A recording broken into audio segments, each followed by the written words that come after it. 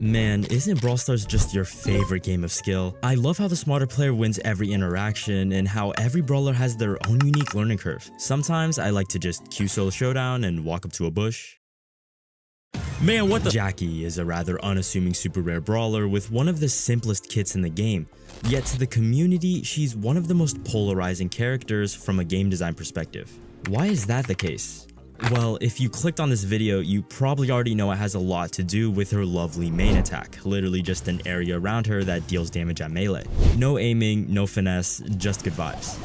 But when you take a closer look, is her main attack all there is to it? Is Jackie's terrible reputation deserved, and are low skill brawlers actually bad for the game? Well, there might be more to it than you'd first think. The answers lie in Jackie's history, so to tackle these questions, we're going all the way back to truly one of the years of all time, 2020. And in a chaotic year with several notable events, the most significant of all was Jackie's release into Brawl Stars. I mean, obviously, right?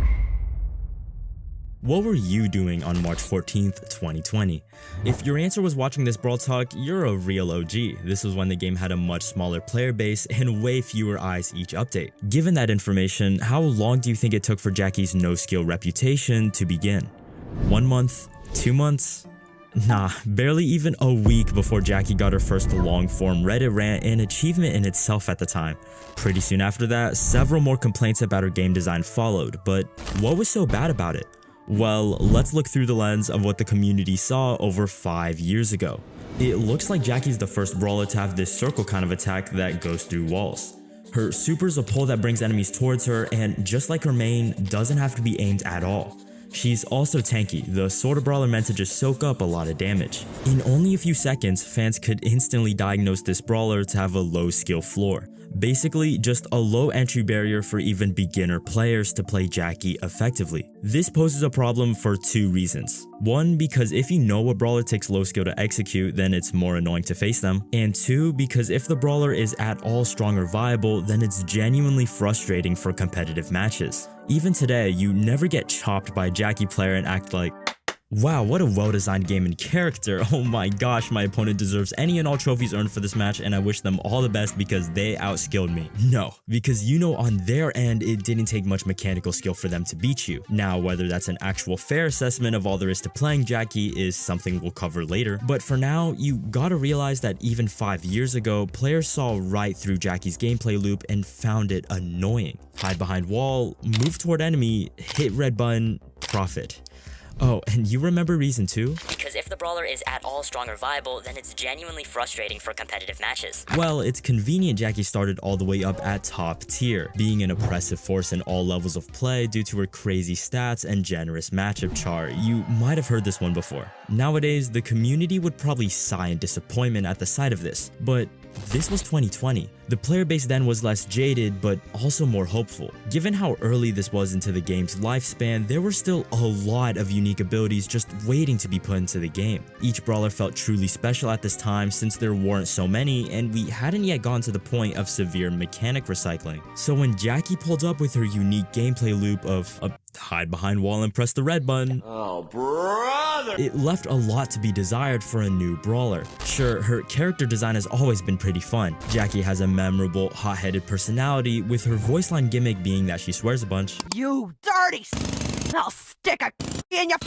But in terms of game design, a skillless main attack that couldn't be aimed, a brainless super that, by the way, felt terrible and janky to use at the time since she was forced to be stationary and had this awful delay, coupled with the fact that even with this bare-bones kit, Jackie was a top-tier brawler since her stats were so overtuned.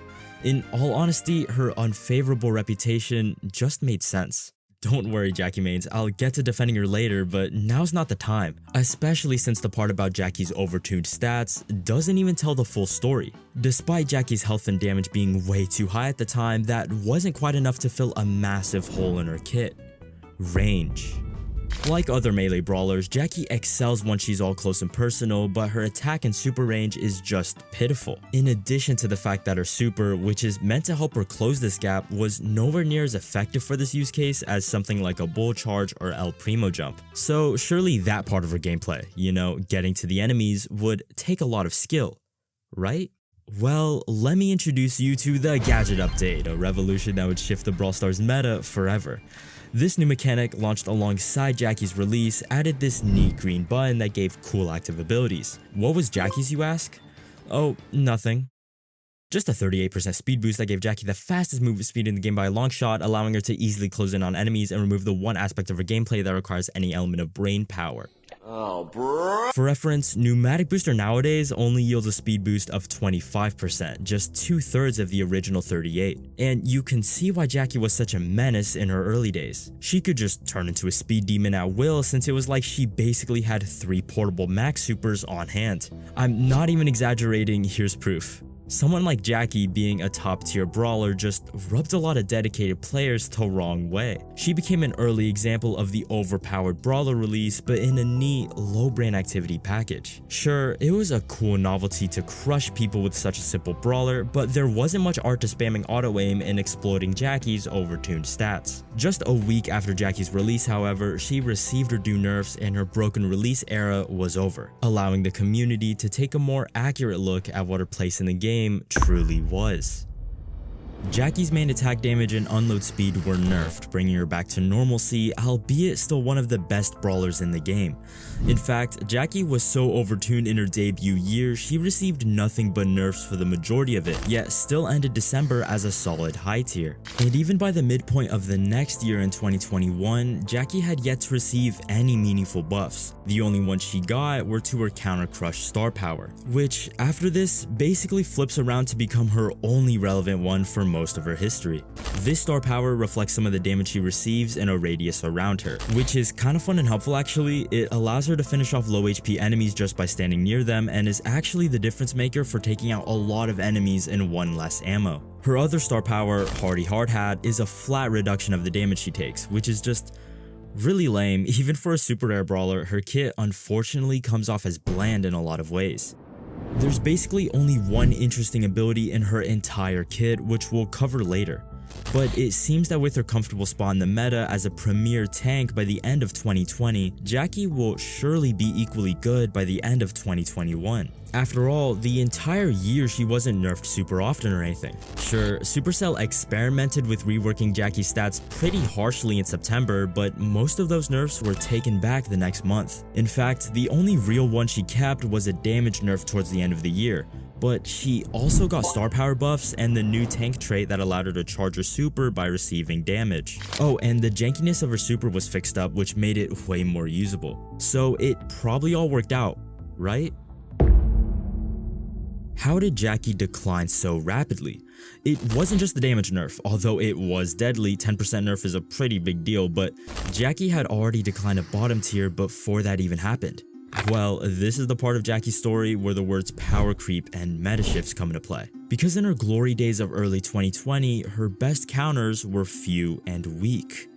Look at a tier list from her prime. I can count just one brawler in the S tier that outright counters Jackie in a matchup. It was way more common to queue Jackie matches where she would be left completely unchecked because the tank counter options were so limited. Fast forward 20 months, however, introducing like 20 new brawlers who are all intended to be strong to build excitement, by the way, and you got a recipe for a meta that leaves Jackie in the dust. Because by 2022, now look at the roster. Notice the new brawlers that could fulfill Jackie's role but better, like Ashe, or meta brawlers that could counter Jackie now, like Gale. In this way, power creep doomed Jackie to fall into bottom tier. And while it was a sad era for Jackie mains, what makes it even worse is that they couldn't have imagined how long she would stay completely irrelevant. But why didn't Supercell do anything about it? In fact, why did Supercell even kick Jackie while she was down in the first place, delivering a crazy damage nerf that nuked Jackie's performance even while she was already F tier? It's a weird case, and when you look at Jackie's balance history, it's honestly just strange. For the next 20 months, again, Jackie is basically neglected as far as balance changes are concerned. While she coasts bottom tier from late 2021 to 2023, Jackie receives no balance changes besides one main attack buff, bringing her attack obviously higher than it was after the nerf, but lower than it was before the nerf at all, making it a net negative since the summer of 2021, which is strange because By that point, Jackie was already an uncompetitive brawler, even with her higher attack stat. She also got a buff to Hardy Hardhat, but it was still the worst star power, meaning this buff was basically worthless anyway if you had both. So what inspired the Brawl Stars team to do this? Usually, Supercell reacts to a brawler's poor competitive performance with some buffs to bring them viability. The few times Supercell doesn't do this is when they don't want a brawler to be competitively viable at all. But why would some brawlers be cherry-picked out to be the competitive outcasts at F tier? Does Supercell just have a vendetta against a few certain brawlers? Probably not. Often, it stems from the team finding it too difficult to make possible given a brawler's stance in the casual meta. I go more into this in my Edgar video, but basically, if a brawler is a menace in casual play, it's pretty difficult to buff these brawlers into competitive viability without harming the casual ecosystem. Besides just the usual power creep, Jackie's fall in the pro meta also has to do with the pros getting better at dealing with her. Competitive players learned to work around Jackie's positioning, but the 300 trophy Joshmos did not. Evident with how even as Jackie fell towards bottom tier in the pro meta, her general win rate was still high.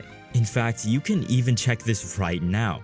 Jackie isn't really good as of recording this, yet if you sort by win rate at a regular trophy range, Jackie is surprisingly up there. So if you take a brawler like Jackie and crank up her damage and health to the point where the pros, even with their knowledge of countering Jackie, still feel she's worthy of top tier, how do you think the casuals would fare? Not well. And Jackie would constantly be exploited against average players, which would make her reputation even worse. The safest play for Jackie moving forward was to coast at low tier.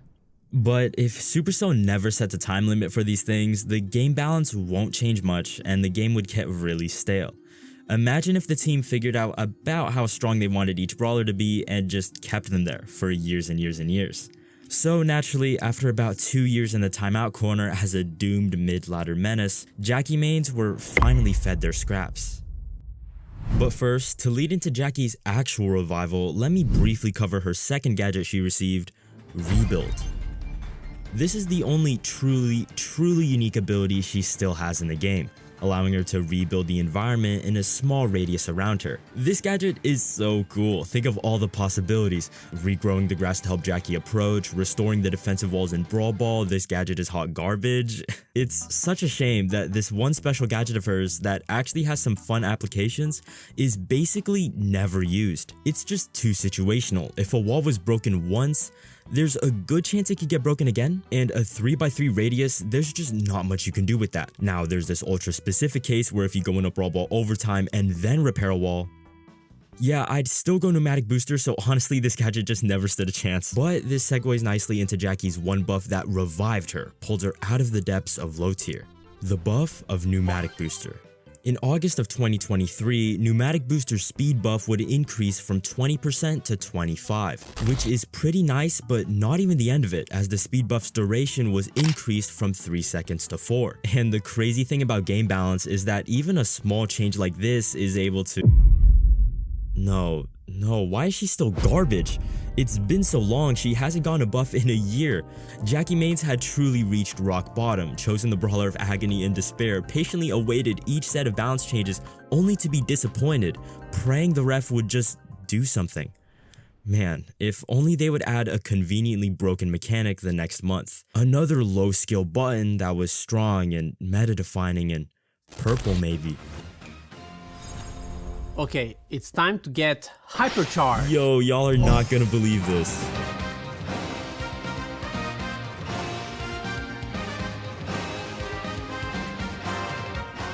On September 22nd of 2023, Jackie's Hypercharge completely flipped the script. Fittingly named Seismic Event, this Hypercharge let her slow all nearby enemies for a second and a half. In combination with its speed, shield, and damage boost, Jackie could finally secure invaluable team wipe she's been struggling to do for 3 years. The spell is finally broken, and Jackie finds herself a high tier brawler at last. But before we go over all that, was this even necessary?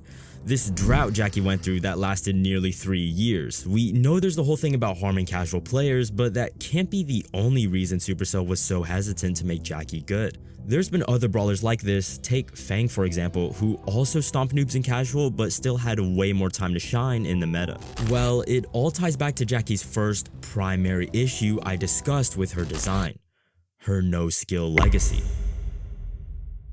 Okay, so why is Jackie being a no-skill brawler even a problem in the first place? For starters, we have to address what Jackie being no-skill even means.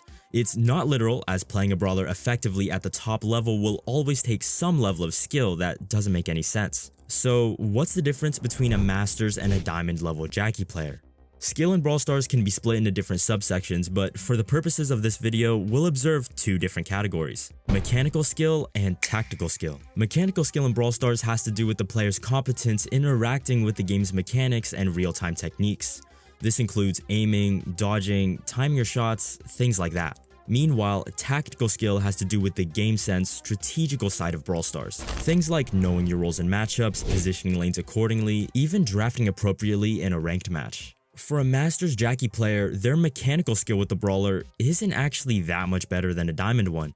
It's not like they can aim better, and timing shots is way less important for a brawler like Jackie, leaving basically just movement as the only mechanical advantage of the Masters Jackie player. This means the legitimate skill gap between a Masters and Diamond Jackie is mainly made up of tactical skill. But this is the skill that's harder to notice, especially from an opponent's perspective or as a casual player. In this sense, Jackie is a very low skill brawler when just noting her mechanical skill range, which is the most popular metric for determining the skill of a player anyway. Jackie isn't literally no skill, it's just that the parts of her gameplay that do take skill kind of go unnoticed and also isn't unique to her at all, since you also need tactical skill to perform with other brawlers. Alright, so what's the big deal here? Why are brawlers with low mechanical skill seen as problematic? Well, at its core, Brawl Stars is a competitive video game, something that's dependent on the fact that the higher skill player should win the match. The closer these odds stray to 50-50, the less competitive the game gets. As a gamer, rock, paper, scissors would never become your favorite game because it's not competitive. The higher skill player doesn't win more because there's no way to obtain an advantage. The moment the players choose what they're gonna shoot, the game has already been predetermined. Obviously, that's an extreme analogy, but the same applies to Brawl Stars. The less advantage the higher skill players get, the more the competitiveness of Brawl Stars diminishes, which is kind of a big deal for keeping your community intact. After all, why would you ever become a dedicated player if your dedication yields no results in winning more matches? This all ties into the Jackie case, a brawler with low mechanical skill who doesn't reward better gameplay. A little like rock, paper, scissors, it's kind of predetermined. Even with practice, you can't do much to win her bad matchups, and likewise, it's pretty impossible to lose her best ones. There's a happy dose of luck to be injected in a Brawl Stars gameplay, but there comes a point where luck-based elements feel less like giving the underdogs a fighting chance, and more like preventing the higher skill players from using their deserved advantages, which is kind of what Jackie feels like. If playing in a Jackie always feels like a game of rock, paper, scissors, the game feels less rewarding for everyone involved since mechanical skill is so undervalued. In these ways, Jackie is just unfortunately designed and has no place in a competitive game like Brawl Stars. Don't worry, Jackie mains, I'll get to defending her later. Okay, we finally made it. After spending like 15 minutes trashing on one of my favorite tanks, we finally reached the counter-argument. For starters, all this talk about hurting the competitive integrity of Brawl Stars only applies if Jackie is genuinely oppressive. And the thing about Jackie is she's not, even in this A-tier state she was in. There's a lot of valid arguments for why skill in Brawl Stars is declining. Bedlam made a great video on it, but believe it or not, Jackie is not the worst contributor. Because true to her identity, Jackie is still primarily a noob stomper.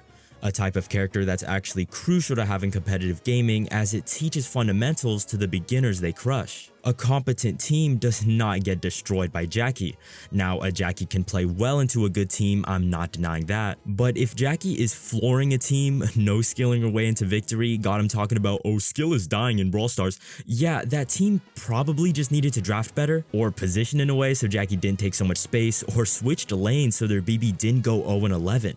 Fundamentally, Jackie is a brawler designed to have counterplay, someone with low range who feeds supers regularly and is the perfect food for tank counters. Whether it's on the drafting screen or when the match has already started, there's probably some sort of answer for you and your team if you're just smart about it. Now, you can turn this by saying this just supports that Jackie is too matchup dependent. However, my hot take is that having some amount of these matchup based characters, especially ones you unlock earlier like, I don't know, a super rare for instance, is actually perfectly fine and even good for a game like this. No matter how you slice it, Brawl Stars will have matchups that heavily favor one brawler over another, regardless of mechanical skill. However, including these matchups in a Brawl Stars also increases the game's tactical skill, which I think is just as important for the game's competitive scene and also as a concept to teach new players. Imagine it the other way around, where let's say every brawler was all mechanical skill and every matchup was dead even. All of a sudden, tactical skill is heavily devalued as the far more important part of the game is now just who can aim and dodge the best. In this instance, Brawl Stars would no longer be this battle between two thinking teams, but instead just a glorified measurement of a team's ability to aim and dodge. And yes, that's an extreme example, but not more extreme than the rock, paper, scissors analogy. So when you take both sides of the spectrum, one with no mechanical skill and one with all mechanical skill, it's pretty clear Brawl Stars needs to find a sweet spot somewhere in the middle. And personally, I don't think a brawler like Jackie is the one disrupting this balance. However, the major no-skill problems are the brawlers who don't have as much counterplay, meta shifts that don't even trade mechanical skill for tactical skill and instead just add more uncounterable options. For example, Chester's Hypercharge gave him a nuke that can team wipe single-handedly and basically shapes his whole kit.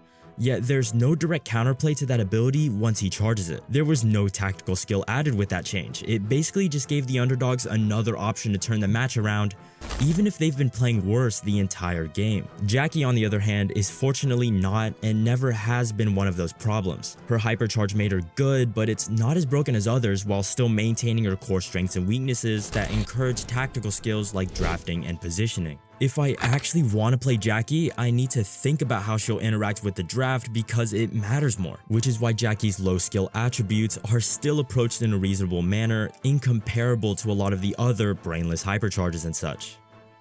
Oh, that was a lot, and you might still disagree with me if Jackie's low skill design bothers you, which is fair, but that perspective should at least help you understand why I don't have a problem with and even enjoy Jackie's place in the game from a logical standpoint. Though, back to the history, and more importantly, where she's at today.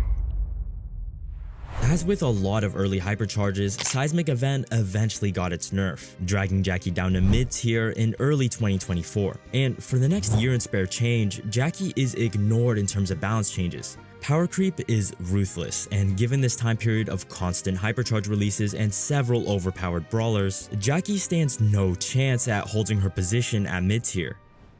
Is what I would have assumed, but Jackie actually held the line at mid-tier reasonably well.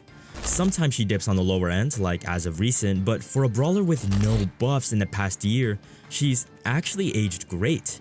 She even received a nerf in the summer of 2025. How is this possible? Well, part of it has to do with an invisible buff she received, something that can't be observed in her regular patch notes: the gadget rework. This changed gadgets from having 3 uses only to being cooldown based, with Jackie's speed boosting gadget in particular now being ready to use every 15 seconds. Compared to just 3 uses in an average 2 to 3 minute match, Jackie is now able to speed up every 15 seconds, which is way more valuable. And while a lot of other brawlers got indirectly buffed by this change too, I believe this rework genuinely saved Jackie from being caught by power creep too badly. Still, what's with this stray Jackie nerf in the summer of 2025? Why would Brawl Stars give a random nerf to some mid-tier tank? Times like these made me wish Brawl Stars gave explanations for their balance changes like Clash Royale does, since all we can do is speculate. But my theory is that this change again reflects Jackie's brainlessly high win rate in lower level matches, forever preventing Jackie from being a competitive mainstay. Which brings us to present day, where Jackie remains a niche brawler, someone with clear strengths and weaknesses who acts as a fundamental cornerstone for matchup understanding and drafting. An average tank like this with a low skill floor and ceiling will receive a lot of hate just because of how easy she is. She represents noobs, brainless players, low skill plays, and the matches you hate losing most, yet she's still foundational to the game. Don't feel the need to avoid playing her just because of her reputation. If she's fun to play, she's fun to play. And likewise, try to control yourself from clowning on Jackie players too bad just because her learning curve is so short. At the end of the day, we're all just trying to have fun, and noob stomping with Jackie is pretty fun sometimes. No skill or not. Alright, hope you found that interesting, but there's a lot of other interesting brawler histories in the game. This one is hated for a lot of different reasons. You can learn about it right here.